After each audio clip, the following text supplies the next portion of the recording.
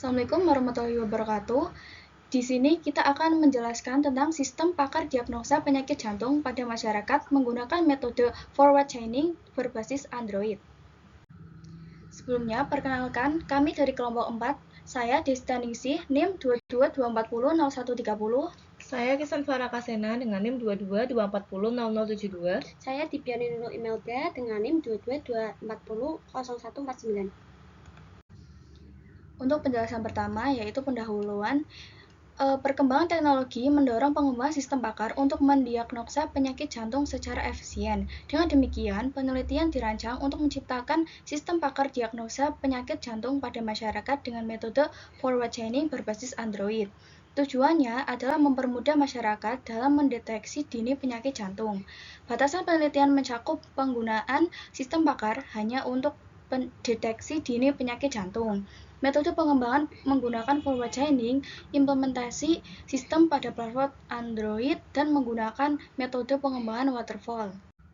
Kedua, yaitu metodologi penelitian. Penelitian menggunakan metode pengumpulan data primer dan sekunder. Data primer didapat melalui wawancara dengan masyarakat tentang penyakit jantung, sementara data sekunder berasal dari literatur dan referensi terkait. Metode pengumpulan data meliputi wawancara, observasi, dan studi pustaka. Untuk pengembangan sistem digunakan metode waterfall yang melibatkan yaitu 1. Requirement Analysis and Definition, 2. System and Software Design, 3. Implementation and Unit Testing, 4. Integration and System Testing, dan kelima yaitu Operation and Maintenance. Selanjutnya, penjelasan tentang sistem informasi. Sistem informasi adalah kombinasi prosedur kerja, informasi, orang, dan teknologi informasi yang bertujuan mencapai tujuan organisasi. Nah, menurut Arifani, sistem informasi adalah alat efisien untuk meningkatkan proses bisnis. Kedua, yaitu teknologi informasi. Teknologi informasi itu mencakup perangkat keras dan perangkat lunak untuk melaksanakan satu atau sejumlah tugas pemrosesan data seperti menangkap, mentransmisikan, menyimpan, mengambil, dan memanipulasi atau menampilkan data. Yang ketiga, yaitu sistem pakar. Sistem pakar adalah suatu pada bidang komputer untuk memecahkan masalah yang kompleks dengan cara menirukan proses penalaran seorang manusia dengan keahlian pada pengetahuan yang dimiliki seorang pakar.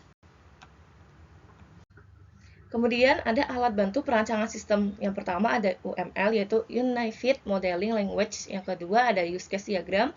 Yang ketiga ada Activity Diagram. Selanjutnya ada pengujian sistem. Yang pertama ada pengujian alpha. Pengujian alpha dibuat untuk dilakukan tes penerimaan sehingga memungkinkan pengguna untuk memvalidasi seluruh keperluan. Kemudian ada pengujian beta. Pengujian beta dilakukan pada satu atau lebih pengguna akhir. Pengujian beta adalah aplikasi hidup dari perangkat lunak dalam sebuah lingkungan yang tidak dapat dikendalikan oleh pengembang. Yang ketiga ada implementasi sistem. Pada tahap ini akan menjelaskan tentang sistem yang telah dibangun sesuai rancangan dan desain disertai cuplikan program dari sistem yang dibangun seperti 1. Tampilan halaman splash, 2. Tampilan halaman home, 3. Tampilan halaman menu, 4. Tampilan halaman kategori informasi, 5. Tampilan halaman detail informasi, dan yang keenam tampilan halaman kategori diagnosa. Yang keenam yaitu tampilan halaman diagnosa. Pengguna diminta untuk menjawab pertanyaan dari sistem, yaitu berupa pertanyaan gejala seperti menanyakan apakah pengguna mengalami gejala nyeri dada. Jika pengguna memilih jawaban ya pada pertanyaan gejala, maka sistem akan menilai 1, dan apabila tidak, maka sistem akan menilai 0. Kemudian akan muncul tampilan hasil diagnosa seperti pada gambar slide. Selanjutnya yaitu pengujian sistem. Pada bagian uji coba sistem dan pembahasan akan menjelaskan mengenai tampilan-tampilan sistem yang sudah dirancang beserta pengujian inti sistem yang sudah dirancang pada uji coba sistem. Untuk konsultasi kali ini penulis akan mencoba dengan skenario diagnosa untuk penyakit jantung koroner memiliki gejala sebagai berikut. Untuk G01 nyeri dada, G02 bahu kiri terasa tidak enak, G03 keringat dingin, G04 sesak nafas, G06 mual-mual, G07 detak jantung tidak teratur, dan yang terakhir G15 punggung terasa tidak enak. Yang pertama yaitu pengujian alpha. Pengujian alpha dilakukan untuk mengetahui apakah alatnya sudah bekerja dengan norma sesuai dengan fungsinya ataukah belum. Dapat dilihat dari hasil pengujian yang sudah dilakukan, sudah tidak ada kesalahan fungsi baik dalam perintah aplikasi Telegram, stepper, sensor, maupun koneksi alat ke jaringan Wi-Fi. Semua pengujian menunjukkan keberhasilan dari setiap percobaan. Selanjutnya yaitu pengujian beta. Penilaian ini dilakukan dengan cara membagikan kuesioner mengenai cara kerja alat serta kepuasan pengguna terhadap alat. Hasil kuesioner dihitung menggunakan skala Likert.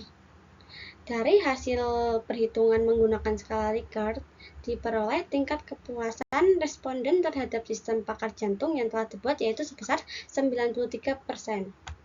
Yang terakhir yaitu kesimpulan dan saran. Berdasarkan hasil aplikasi sistem pakar untuk mendiagnosa penyakit jantung menggunakan metode forward chaining, disimpulkan bahwa aplikasi tersebut berhasil dalam mendiagnosa penyakit jantung. Tingkat kepuasan responden terhadap sistem mencapai 93%. Sistem juga efektif dalam mengedukasi masyarakat tentang penyakit jantung dan dapat memberikan tindakan pengobatan atau pengendalian yang diperlukan melalui perubahan gaya hidup dan pola makan. Namun, masih terdapat kekurangan dan kelemahan yang perlu diperbaiki, seperti mempermudah proses penambahan, pengetahuan kaidah oleh pakar, dan saran untuk pengembangan aplikasi sistem pakar selanjutnya adalah mempermudah proses penambahan pengetahuan kaidah yang dilakukan oleh pakar.